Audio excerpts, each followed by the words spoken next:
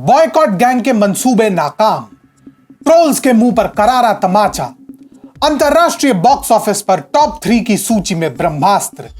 बॉलीवुड का सूखा खत्म, ब्रह्मास्त्र ब्लॉकबस्टर जल्दी होगी 300 करोड़ के पार। भाई साहब, सुन के तो बड़ा आनंद आ रहा होगा और कईयों को तो दुख भी लग रहा होगा, परंतु ये खेल इतना भी सरल नहीं है और ना ही इसे खेलने वाले खिलाड़ी। जिस भ्रम में ये जनता को डाल रहे हैं उसे देखकर तो बड़े से बड़ा घोटालेबाज भी चकित हो जाएगा कि भाई हमसे कहां चूक हो गई। और जनता तो ये सोचेगी कि सारा जगत छोड़ के हम ही मिले थे तुम्हें।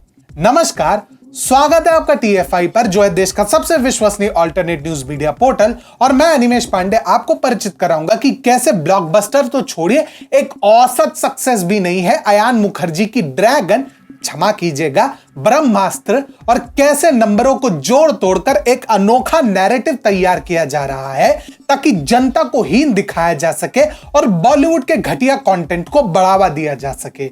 इससे पूर्व कि हम आगे बढ़े, यदि आपको हमारे विचार पसंद आते हैं तो आप हमारे वीडियो को लाइक कर सकते हैं एवं आप हमारे चैनल और फेसबुक पेज को अवश्य सब्सक्राइब करें। जो भी कहिए, एक बात के लिए करण जौहर की प्रशंसा तो करनी पड़ेगी। जो भी हो, इसने अपनी दृढ़ता नहीं छोड़ी। आपको क्या लगा जब इसने यह बोला कि वह ऐसे ट्रोल्स को सीरियसली नहीं लेता, तो क्या आप उसे हल्के में ले रहे थे? ये करण जौहर है, बॉलीवुड का वो कॉकरोच जो किसी भी स्थिति में बच निकलेगा, चाहे फर्जी कलेक्शंस का मकड़ जाली क्यों ना बनाना पड़े। अब ये मॉडल जुग जुग जियो पर भले ही सुपर फ्लॉप सिद्ध हुआ हो, परंतु करण जौहर ने ठान लिया झोंकने का नहीं, हुआ भी वही। बॉलीवुड के इस कॉकरोच ने ऐसा भ्रमजाल फैलाया कि अब इस मीडिया में लगभग हर रिपोर्ट ब्रह्मास्त्र की विरुद्धावली से ही भरा पड़ा है। कोई ये नहीं बताएगा कि वास्तव में कितना कलेक्शन रहा, परंतु सब लाइन से कहेंगे कि ब्रह्मास्त्र ने बॉलीवुड की लाज रख ली, ब्रह्मास्त्र ने बॉयकॉट गैंग को सबक सिखाया। यानी ब्रह्मास्त्र के माध्यम से नेपोटिज्म की जीत हुई और जनता की हार। ब्रह्मास्त्र को प्रदर्शित हुए अभी चंद दिन हुए हैं, परंतु इसके विवाद तो खत्म होने का नाम ही नहीं लेते। सनातन धर्म से इसके नाते पर चर्चा तो बाद में होगी, परंतु पहले इसके बॉक्स ऑफिस पर ही चर्चा करते हैं।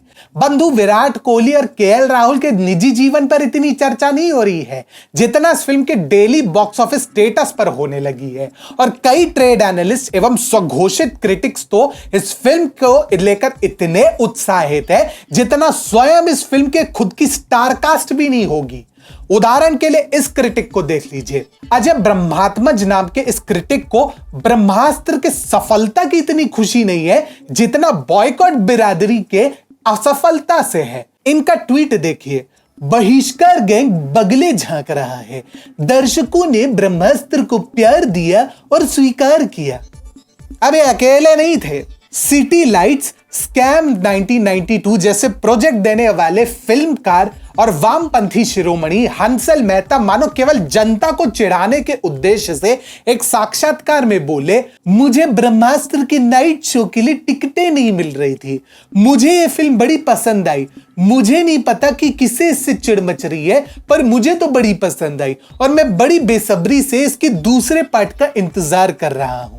सुनो बेटा, ऐसा है कि चीन भी बड़े छाती ठोक के बोल रहा था कि गलवान में तो हमें कुछ हुआ ही नहीं, हमने तो बड़ा तहलका मचाया था, जबकि वास्तविकता क्या थी यह किसी से नहीं छुपी है। परंतु सत्य क्या है? ओपनिंग वीकेंड में ब्रह्मास्त्र विश्व भर में 9,000 से अधिक स्क्रीन्स पर प्रदर्शित हुई, जिसमें से लगभग 6,000 तो अकेले भारत में ही थे।